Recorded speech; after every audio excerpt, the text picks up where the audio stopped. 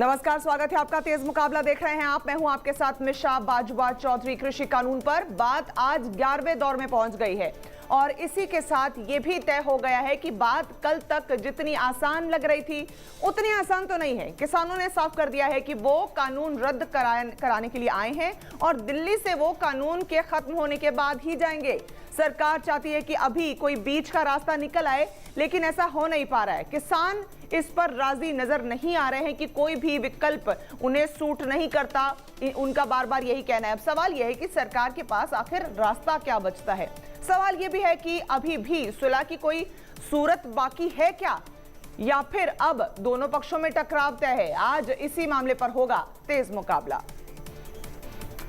तेज मुकाबला को रुख करें उससे पहले आपको यह सुनवाना बेहद जरूरी है कि 11वें राउंड की बातचीत से पहले किसानों के मन में क्या कुछ है और इस मामले पर सियासत कैसे हो रही है। शुरू से हमारा केस इन कानूनों को रद्द करने का है। हमने जब से पंजाब में भी मूवमेंट शुरू की तो पहला जो रिप्रेजेंटेशन वो भी इसीलिए दिया कि इन कानूनों को रद्द करो, कानून गैर संवैधानिक है। आपने बिल्कुल धक्का करके जो बड़ा फार्मिंग सेक्टर है उसके खिलाफ कानून बनाए और आप कारपोरेट्स को दूसरे लोगों को इसमें लेना चाहते हो, उनको प्राइवेटाइज करना चाहते हो। हमारा प्रिंसिपल एस्टेब्लिश स्टैंड है, हम उनसे पीछे नहीं हटे। जितनी भी टॉक्स हुई आज तक उसमें चाहे सरकार ने बोला कि हम तो परफेक्ट हैं, कानून 20 साल की मेहनत से बने हैं, आप इनमें संशोधन करा लो, अमेंडमेंट लेकर के आओ, इसमें सब कुछ कर देते हैं। पर हमने कभी एग्री नहीं किया। एक भी मीटिंग में आप बता दो कि हमने कहा हो कि हम रिपील से नीचे हैं। मुझे उम्मीद है कि किसान संगठन इस गुडविल जेस्चर का पॉजिटिवली रेस्पॉन्ड करेंगे और कोई रास्ता निकलेगा। किसान संगठन भी सेलिब्रेट करना चाहते हैं। दोनों को जिम्मेदारी के साथ महसूस करना चाहिए कि किसी प्रकार की कोई हिंसात्मक घटना ना हो सके। किसान जब तक ये 3 कानून को निरस्त नहीं किया जाएगा तब तक किसान आंदोलन को समाप्त नहीं करेंगे। इतने लंबे समय तक इस सर्दी में 100 से ऊपर हमारे किसान शहीद हो चुके हैं, उनकी जानें जा चुकी हैं। वो इतनी बातों पर वो तैयार नहीं होंगे, जहाँ तक मुझे लगता है। वैसे किसान यूनियन और उनकी जो कोऑर्डिनेशन कमेटी है वो बैठ रही है और वो तय करेगी और कल वो उसका जवाब देंगे, जो भी प्रस्ताव सरकार की तरफ से आया है। जो हालात इस वक्त के हैं, 11वें दौर की बातचीत चल रही है। इस वक्त आपको बता दें कि बस 20 मिनट बातचीत हुई, मुलाकात हुई। उसके बाद सरकार ने किसानों को कह दिया कि आप जरा दोबारा से विचार कर लें जो प्रस्ताव सरकार ने किसानों के सामने रखे हैं। उसके बाद लंच ब्रेक हुआ और अब तक का सबसे लंबा लंच ब्रेक वहां पर चल रहा है। उसके बाद जब मीटिंग रिज्यूम होगी तब किसान अपना पक्ष सरकार के सामने दोबारा रखेंगे। हालांकि वो पिछली 11 बैठक यानी आज को मिला के भी जो बात पहले दिन कह रहे थे उसी पर आज भी अड़े हुए हैं। हम किसानों की बात कर रहे हैं। मेरे साथ हमारे मेहमान जुड़ चुके हैं, उनका रुख करते हैं। सुदेश वर्मा हमारे साथ जुड़ गए हैं, प्रवक्ता बीजेपी से। मास्टर शिवराज हमारे साथ जुड़ गए हैं, प्रेसिडेंट हैं आप भारतीय किसान यूनियन लोक शक्ति के। आपका दोनों को स्वागत है। और अशोक श्रीवास्तव, आप सुप्रीम कोर्ट के लॉयर हैं और आज आप पब्लिक प्रवक्ता की हैसियत से हमारे शो में शामिल है। सबसे पहला सवाल आपसे सुदेश जी कि ये कहानी एक रुका हुआ फैसला सा बन गया है। मीटिंग होती है लेकिन फैसला निकल नहीं पा रहा है। मुझे लगता है आज कमरा बंद करके फैसला करके ही उठना चाहिए। देखिए, बिल्कुल सही आकलन है आपका, लेकिन उम्मीद पर दुनिया कायम है और हम उम्मीद करते हैं, क्योंकि देखिए भारत का किसान जो है वो भी फ्लेक्सिबल होगा और जो आम किसान है, जो वेस्टेड इंटरेस्ट है, उनकी बात हम नहीं कर रहे। उन्हें ये लगेगा कि सरकार जो है झुकना तो छोड़िए, सरकार तो जो वो चाहते थे वो कर ही दी है। अब मौका है मिलकर एक इवॉल्व किया जाए, एक ऐसा कानून जो सबको एक्सेप्टेबल हो। ठीक है। और सरकार की इस बात को किसानों को मान जाना चाहिए, क्योंकि सरकार ने उनकी बातों को मान ही लिया है। अब हमें नहीं लगता कि एजिटेशन करना या किसी भी तरह की बात करना है कोई फायदा है, क्योंकि देखिए सब लोग देख रहे हैं भारत में। ठीक है। और किसानों के साथ सिंपैथी है, उस सिंपैथी को ये लोग ना खोएं, क्योंकि जब भी इतिहास गवाह रहा है कि जब भी कोई अपने ईगो की लड़ाई लड़ता है, ये बहुत कठोर हो जाता है, तो उससे इतिहास जो है दरकिनार कर देती है। ऐसा नहीं होना चाहिए। किसान हमारे अन्नदाता हैं, उन्हें भी ये बात समझनी चाहिए कि जो वेस्टेड इंटरेस्ट उनके एजुकेशन को हाईजैक करने का प्रयास कर रहे हैं उससे बचना चाहिए और सरकार की बातचीत भी सुननी चाहिए। ठीक है, मास्टर शिवराज आपका रुख करना चाहूंगी। सरकार के प्रवक्ता जब जब हमारे शो पर कृषि कानूनों पर बात करते हैं वो ये कहते हैं कि हम तो फ्लेक्सिबल हैं, किसान फ्लेक्सिबिलिटी नहीं दिखा रहे हैं। तो ये फ्लेक्सिबिलिटी दिखा क्यों नहीं रहे हैं आप? उन्होंने आपको अलग अलग प्रस्ताव दिए, अब भी कहा कि 1.5 साल के लिए होल्ड पे डाल देते हैं, अब किसी बात के लिए भी राजी नहीं है आप, तो ऐसे कैसे बात आगे बढ़ेगी? किसान जी हेलो मास्टर शिवराज आप ही से पूछ रही हूँ।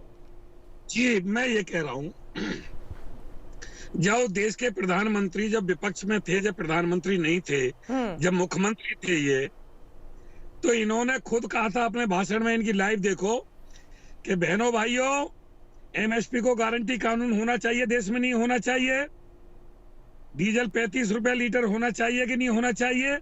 जो देश के प्रधानमंत्री जब ये मुख्यमंत्री थे, जब ये कहते थे अपने भाषण में कि एमएसपी गारंटी कानून होना चाहिए नहीं होना चाहिए, क्या जो इस स्पीच को भूल गए देश के प्रधानमंत्री? ठीक है, आप आपके इस सवाल का जवाब ले लेते हैं सुदेश जी से। सुदेश जी, आपने सुना मास्टर शिवराज को, वो कह रहे हैं कि प्रधानमंत्री के जो वादे थे क्या वो उनको भूल गए हैं? जवाब दीजिए।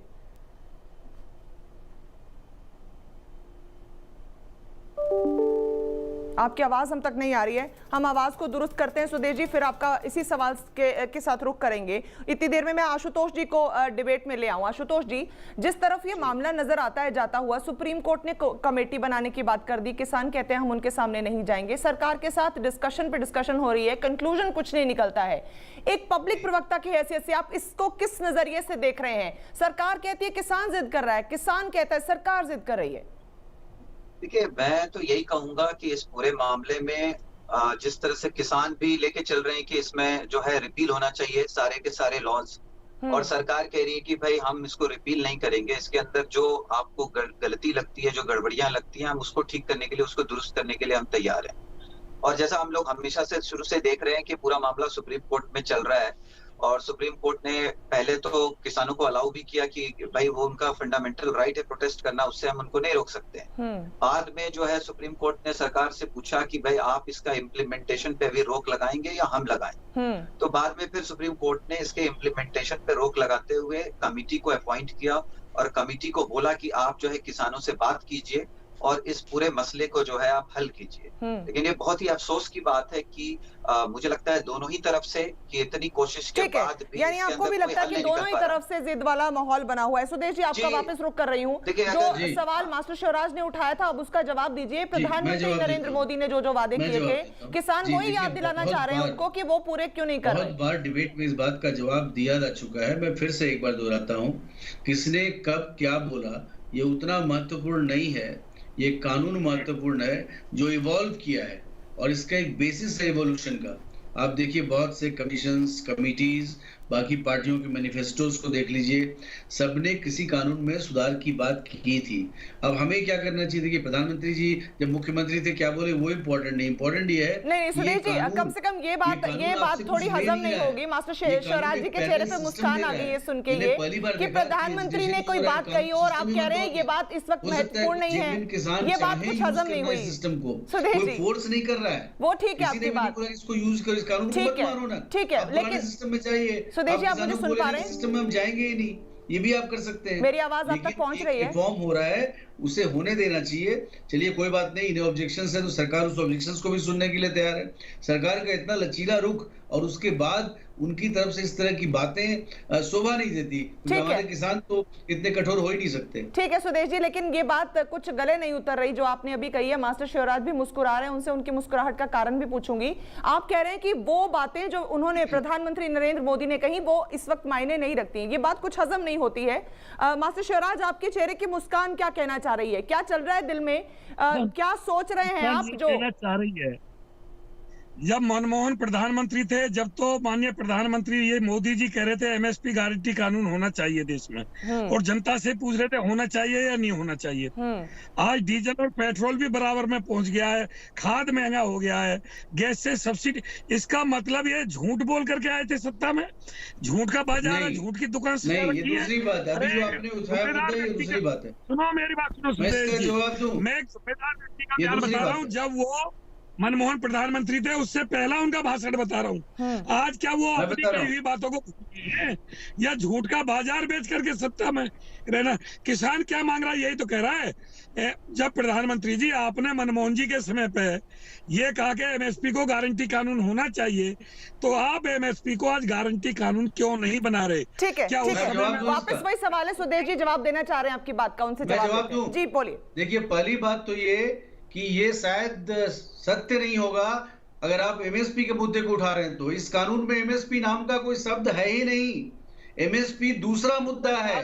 अगर आप पूरे किसानी पर बात करना चाहें और बोले कि नहीं पूरे किसानी पर अभी बात करो, अभी तय करो, नहीं तो वेजिटेशन नहीं उठाएंगे, ये गलत है। आपने लॉ रिपीट करने की बात की ना, तो आपको ये बोलना पड़ेगा कि लॉ में आपको कहाँ प्रॉब्लम है। और जब नरेंद्र मोदी जी ने बोला था, एमएसपी की बात की थी, उसमें कांग्रेस एमएसपी अनाउंस करती थी और खरीदती नहीं थी। लेकिन हमने अनाउंस ही नहीं किया। हमने एमएसपी का बहुत ज्यादा खरीदा है। जो खरीदारी नहीं हुई थी उनके स्टेटमेंट को संदर्भ में देखना पड़ेगा कि एमएसपी सिर्फ एक बुलावा था, दिया जाता था किसानों को। हमने खरीदारी शुरू की है। अच्छा सुदेश जी, बहुत ज्यादा खरीदारी हो रही है। सुदेश जी, इस वक्त जो हालात बने हुए हैं, मैं गिना सकता हूं, हम लोग हमेशा गिनाते हैं। ठीक है सुदेश जी, संदर्भ में देखिए, एक सीधा सा सवाल है, एक सीधा सा सवाल है जनता की तरफ से, जनता का सवाल आपसे ले रही हूँ। सुदेश जी सुनिए ना, सुनिए, सवाल ले लीजिए। ठीक है, सवाल ले लीजिए। जिस तरह से कृषि कानून लाए गए हैं, क्या सरकार ने इससे सबक सीखा है या नहीं? जिस तरह के हालात इस वक्त क्रिएट हो रखे हैं इस कानून को, इन कानूनों को लाने की वजह से, आपको भी पता है किस तरह से लाए गए। कोरोना काल था, उसके बीच अध्यादेश लाकर ये ध्वनि मत से पास हुआ। क्या इससे सबक मिलता है सरकार को? एक बात बताइए आप, कोरोना काल में गलवान वैली में चाइना के साथ क्लैश हुआ, तो कोरोना के कारण जिंदगी रुक गई, ऐसा तो है नहीं। आप कहाँ की बात कहाँ तुलना ले जाते हैं सुदेश जी? हम कृषि कानूनों पे रहे ना, कृषि कानूनों पे रहे। आप ये बात भी नहीं मानेंगे। आप अच्छा, आप जरूर हुआ सुदेश जी, लेकिन कार्य होते रहे कानून। सुदेश जी ये भी बात नहीं मानेंगे आप कि जो अब कमेटी बनाकर कृषि कानूनों पे चर्चा करने की आप बात कर रहे हैं। सुनिए ना सुदेश जी, सुनिए ना, कानून बन जाने के बाद आप कह रहे हैं उनको होल्ड पे। ठीक है, अगर आप सुनना ही नहीं चाहते तो बात अलग है। ठीक है, करने के लिए तैयार हैं। ठीक है, आपकी बात पूरी हो गई हो तो मैं अपना सवाल आपके पास रखूं।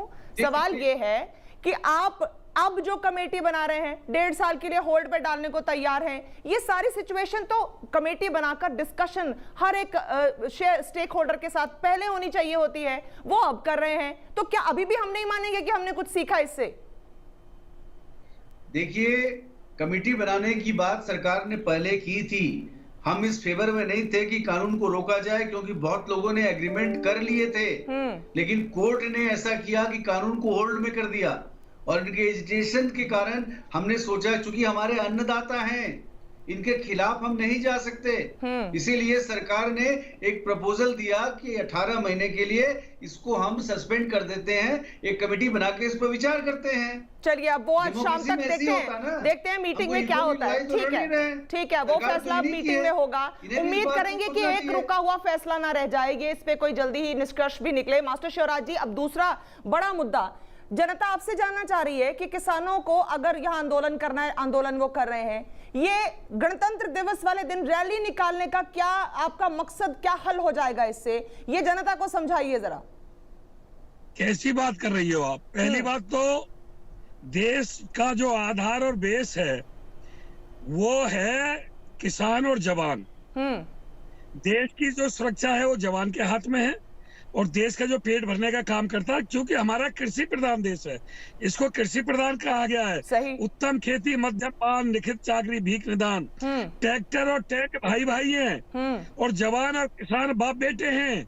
अगर ट्रैक्टर और टैंक और किसान और जवान अगर एक साथ कदम ताल मिलाएंगे तो गणतंत्र दिवस की तो शोभा बढ़ जाएगी, पूरे विश्व ये देखेगा। मेरा सवाल ये था, बहुत अच्छी बात कह रहे हैं आप, बिल्कुल हमें गर्व है हमारे देश के जवानों और किसानों पे। मेरा सवाल ये था कि ये हर साल तो नहीं होता था ना, या आगे हर साल तो नहीं होगा। हमें बता दीजिए कि इससे आपका पर्पस क्या हल होगा, ये समझना चाह रही हूँ, क्योंकि सरकार के नुमाइंदे बार बार आपसे बात कर रहे हैं, बार बार आपसे इल्तिजा कर रहे हैं कि उसी दिन ये करने से लॉ एंड ऑर्डर सिचुएशन हो सकती है। दो पार्लियामेंट है देश में। अरे देश तरक्की कर रहा है, डिजिटल इंडिया हो रहा है, डिजिटल इंडिया में भी किसान और जवान और ट्रैक्टर और टैंक एक साथ परेड नहीं करेंगे तो विश्व क्या कहेगा हमारे लिए? कैसा देश है, मैं बताऊं, कैसा कृषि प्रधान देश है? इसको कृषि प्रधान देश कहा जाता है। ठीक है। इसका किसान 24-26 जनवरी पर परेड कर सकता है। ठीक है, सुदेश जी कुछ कहना चाह रहे हैं इस पे। सुदेश जी, रैली एक बड़ी समस्या हो सकती है। इस तरह का बात आप लोग करेंगे कि ट्रैक्टर रैली हम निकालेंगे ही, तो आपको पता है कि फिर युवा बोल सकते हैं कि बेरोजगारी है, हम मोटरसाइकिल रैली निकालेंगे। मैन्युफैक्चरिंग सेक्टर कम हो रहा है, वो बोलेंगे नहीं हम कुछ और रैली निकालेंगे। अगर रैली निकालना है उसका एक प्रोविजन है, आपके झांकी उसमें हो सकता था अगर आप पहले से तैयारी करते। तो जहां एक परिंदा भी पर नहीं मार सकता है सिक्योरिटी कारण से, ये देश की विशाल जो ताकत है उसको दिखाने का एक प्रयास होता है और लोगों को दिखाने का, क्योंकि डेमोक्रेसी है, उनका पैसा कैसे खर्चा हुआ, देश कितना सुरक्षित है, उसका एक प्रदर्शन है। उसमें अगर आप बोलेंगे नहीं हमारी ट्रैक्टर रैली होगी, ये न्याय संगत नहीं है, इसको समझने की आवश्यकता है। ठीक है, आशुतोष जी का रुख करूंगी। आशुतोष जी, क्योंकि आप लॉयर तो हैं ही, साथ साथ आप पब्लिक के नुमाइंदे हैं, तो ये ट्रैक्टर रैली पर किसान अपनी बात पर अड़े हुए हैं। किसान कह रहे हैं कि वो करके रहेंगे रैली, जय जवान जय किसान का नारा वो याद दिला रहे हैं, और 26 जनवरी वो कह रहे हैं जितना वो सैनिकों का अधिकार है उतना ही किसानों का भी है। इसे पब्लिक की नजर से आप कैसे देखते हैं? देखिए, ये तो पूरा मामला ये भी तो सुप्रीम कोर्ट में भी रिसेंटली गया 2-3 दिन पहले, जहां पे दिल्ली पुलिस जो है थ्रू द सेंट्रल गवर्नमेंट उन्होंने पिटीशन फाइल किया सुप्रीम कोर्ट में, ये बोलते हुए कि जो है किसानों को जो है रिपब्लिक डे पे रैली निकालने नहीं दिया जाए। तो इस पे सुप्रीम कोर्ट ने भी साफ कर दिया कि भाई आपका पुलिस एक्ट है और दिल्ली पुलिस जो है स्वतंत्र है, आजाद है, वो अपना जो उनको सही लगता है देश के सिक्योरिटी के हिसाब से, उस हिसाब से वो रूल्स बनाए। अगर मुझे लगता है जहां तक अगर किसान किसी भी तरीके से अगर डिस्टर्ब नहीं कर रहे हैं रिपब्लिक डे के सेलिब्रेशन को या किसी और के फंडामेंटल राइट्स को वायलेट नहीं कर रहे हैं, तो मुझे नहीं लगता कि कोई प्रॉब्लम होनी चाहिए। ठीक है, बहुत आपने क्लियर अपना पॉइंट ऑफ व्यू दे दिया है। सुदेश जी से इसका जवाब ले लेती हूँ। सुदेश जी पब्लिक प्रवक्ता की हैसियत से बैठे हैं आशुतोष जी आज, वो कह रहे हैं कि अगर वो लॉ एंड ऑर्डर को डिस्टर्ब नहीं करते हैं तो इसमें हर्ज क्या है, और किसान ये कहते हैं कि जितनी फोर्सेज हमें रोकने के लिए लगा रखी है उतनी हमारी सुरक्षा के लिए लगा दीजिए, रैली बिल्कुल स्मूथ जाएगी। एक बात बताइए कि आप ट्रैक्टर रैली करके क्या प्रदर्शन करना चाहते हैं? सरकार तो आपकी ताकत को मान रही है ना, आप कोई पैरेलल स्टेट तो है नहीं। मैंने जो एग्जांपल दिया, कल मान लीजिए लोग बोलेंगे नहीं हम मोटरसाइकिल रैली निकालेंगे, हम 1000 मोटरसाइकिल का रैली निकालेंगे। हम मान लीजिए पे नहीं जाते हैं, फिलहाल किसान हैं जो इस वक्त बैठे हुए हैं, डटे हुए हैं कि वो करेंगे। जो बोल रहे हैं उन्हें ये बात समझनी चाहिए कि बहुत से इंटरेस्ट ग्रुप हैं, वो भी बोलेंगे हम भी रैली निकालेंगे, उनका भी फंडामेंटल राइट है। सुदेश जी, हम मान लीजिए पे नहीं जाते हैं, इस वक्त जो सिर पे खड़े हैं उनकी बात ही करते हैं। किसान तो कह रहे हैं ना कि वो तो कर ही रहे हैं, इसकी बात ही करते हैं।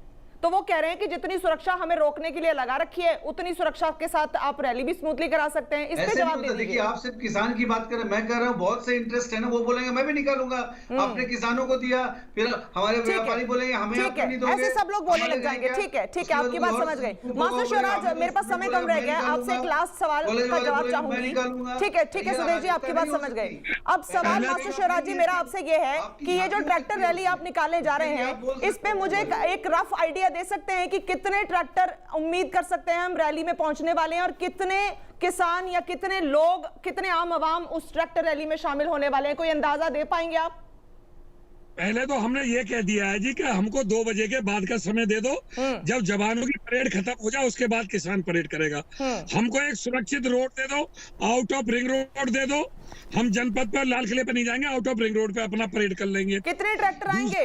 कह रहे हैं कि बेरोजगार भी, ये भी सही कह रहे हैं, जब विपक्ष में थे हमारे प्रधानमंत्री मोदी जी तो 2 करोड़ युवाओं को रोजगार देने की बात करते थे। ठीक है मास्टर शिवराज, आपने मेरे सवाल का जवाब नहीं दिया, मुझे एक रफ आइडिया दे दीजिए कितने ट्रैक्टर एक्सपेक्ट कर रहे हैं आप 26 जनवरी की परेड में?